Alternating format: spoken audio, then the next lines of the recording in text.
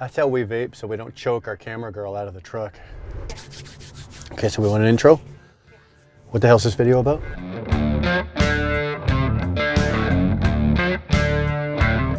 If you want me to talk like that. I'm from West Virginia, folks, and we do things a little differently down there. I'm gonna show you today how we do maintenance on an old truck, and now we do maintenance on a new truck. And oh, wait a minute, hold on, I gotta go with my wife. No, my sister. No, my wife. Yeah, well, she's both, but you know, we do it, never mind. All right. Now we've taken care of, we've solved that one. Now we have the answer to that, we can carry on. Hey guys, whether you're rolling old iron or you're rolling one of these new trucks, you gotta do maintenance. Well, I'm just gonna give you a couple of quick pointers here on how we do preventative maintenance on one of the older units. For example, I had that 97 W9, and how we do maintenance on one of the newer units. For example, I've got a 2020 Cascadia. Stay tuned. Okay, so you've got old iron. Let's start with that. The preventative maintenance on an older truck, believe it or not, and this is one of the reasons that I really enjoyed, and one of the when I was opting to buy trucks, why I took that shot and I went and bought that 97 W9. The preventative maintenance and just the maintenance schedule alone on that truck is so much less than, say, on a 2020 or a 2021, 22 on any of the new ones. And basically, when I had that truck, there wasn't a whole lot to it. Like I said, there was no sensors on it. There was no big computer components on it. It had an ECM, but it was bare minimum. It was pretty basic. Had a 60 series Detroit. So the maintenance on that was fairly simple. It was just making sure you did things in the right intervals. And when I say that, I just mean, you know, on that truck there with a 60 series Detroit, I didn't run that thing over 20,000 miles without an oil change. So every 20,000 miles, I did the oil change. All the filters got changed, fuel filter got changed. That was a big one.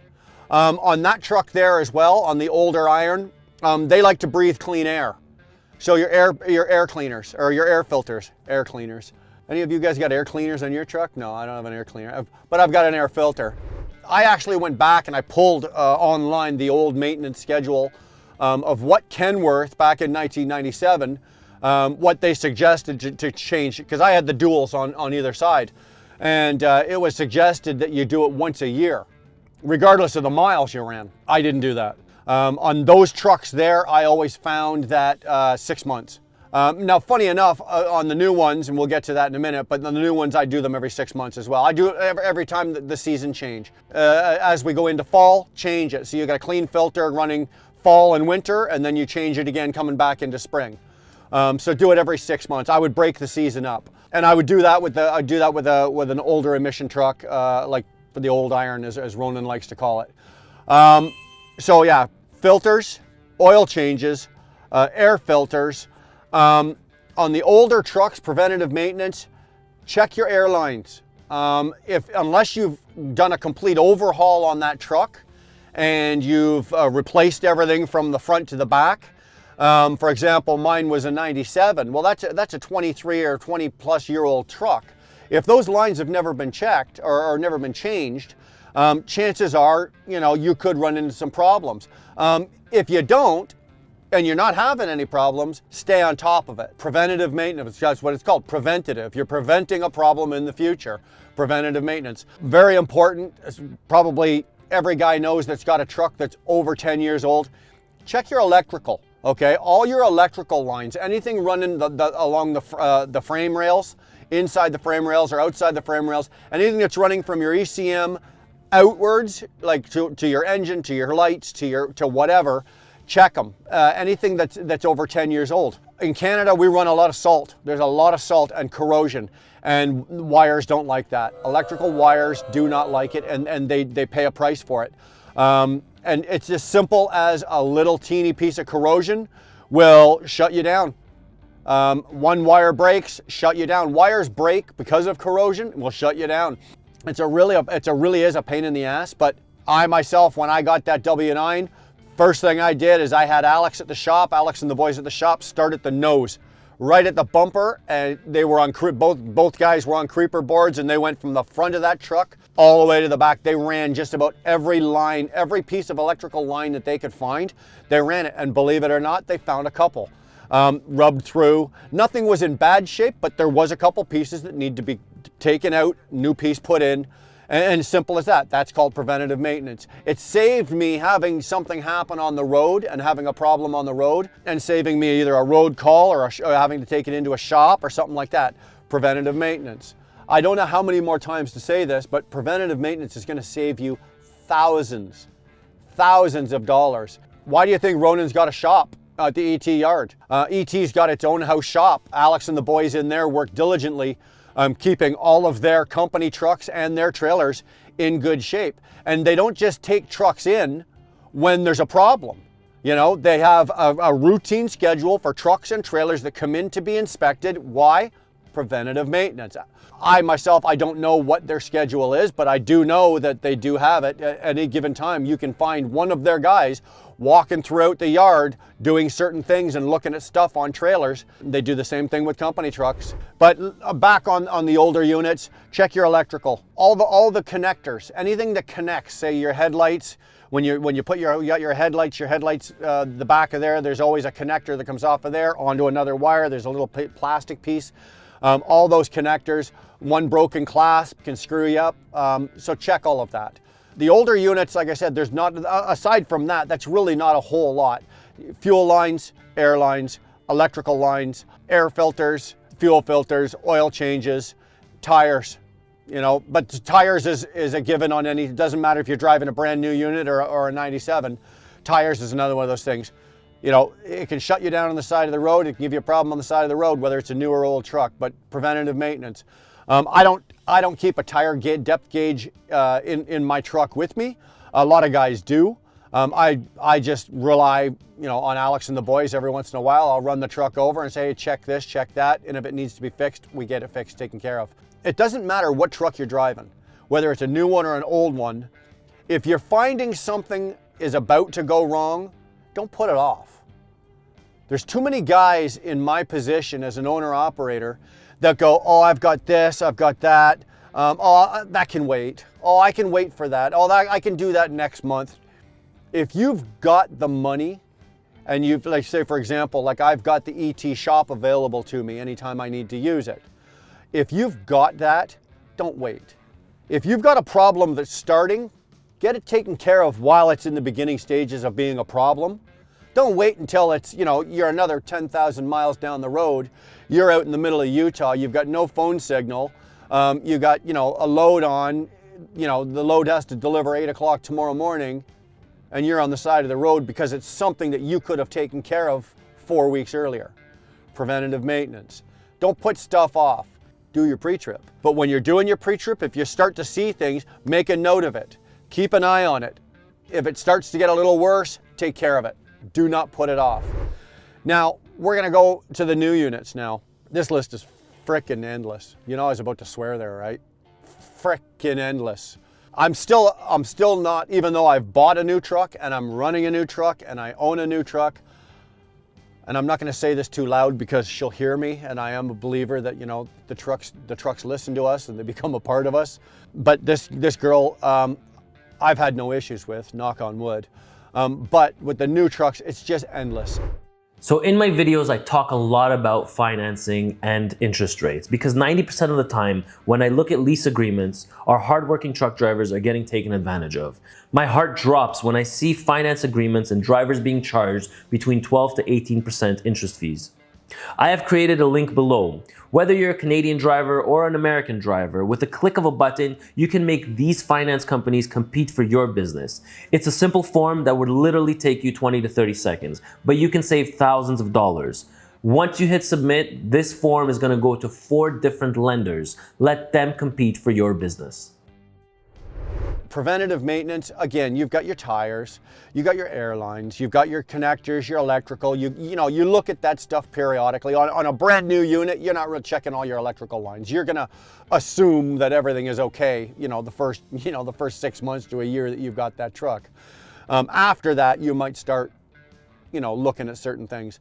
But on the new units, you've got DPF filters, EGR filters, EGR valves, anything like that. When you've got your hood open, you've got an endless slew of crap to look at under there that you should be looking at.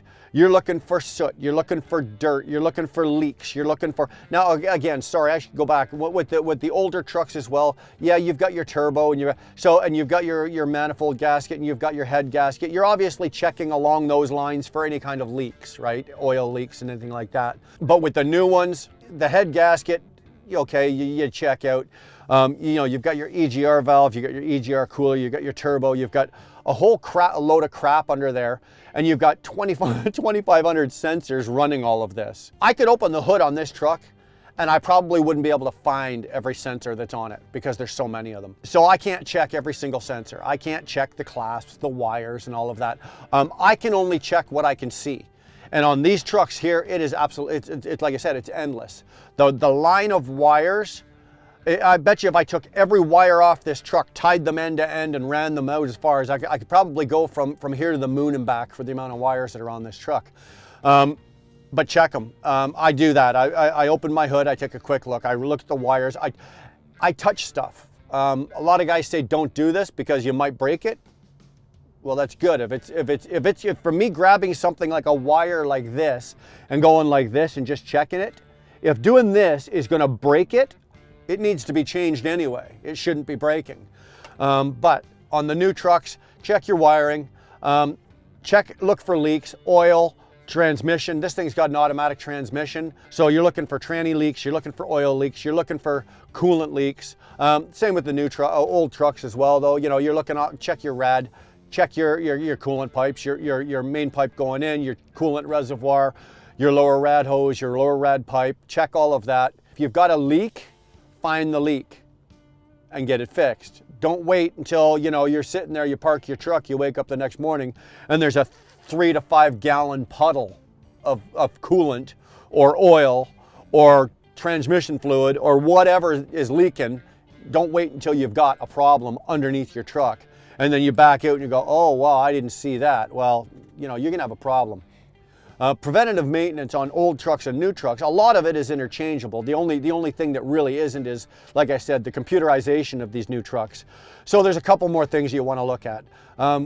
DPF filters. Now, it's not like you can pull the side. I can't pull the fairing off the side of this thing and inspect my DPF filter, but I can go into the computer and periodically take a look and see what levels my soot filter is at and see where those levels are. When I purchased this truck, part of the deal was that it had to go in before I purchased it. The filter had to come out, it had to go in and be cleaned, and it had to be reinstalled and everything like that, and I wasn't paying for that. That was part of the deal. So I know with this truck that, okay, I've got at least a year and a half before I should have to worry about anything to do with that filter. It was cleaned, and I've got the receipt and the results of the cleaning. They were given to me, so I'm not worried about that. Old trucks, hey, 97 W9, I didn't have to worry about a DPF filter, EGR cooler, EGR valve. I didn't have to worry about any of that stuff. It was just a truck, and it was beautiful, and it was easier to maintain. The new ones are a little harder.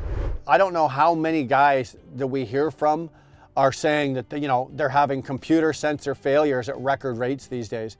And one of the problems we're having with this, and I'm not saying we as in ET is having these problems, it's just a market, the market in general is now getting these parts. There's a huge parts shortage right now, and sensors is one of the biggest ones. Trying to get sensors, a stupid, $25 sensor can keep you parked for upwards of a month. And again, with the sensor problems we're having, a sensor that was $25 is now $250, right?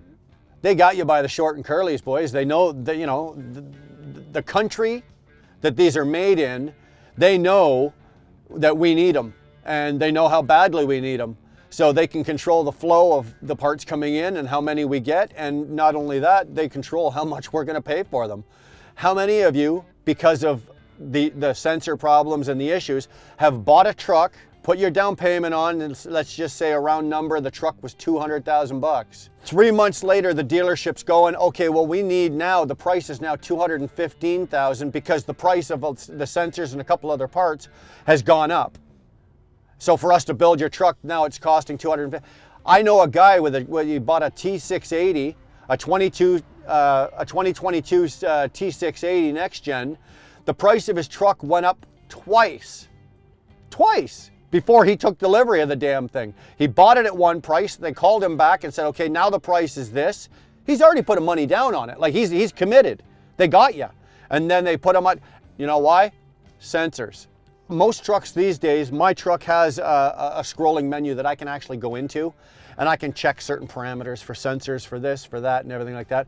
I'm not saying I do it regularly, I don't.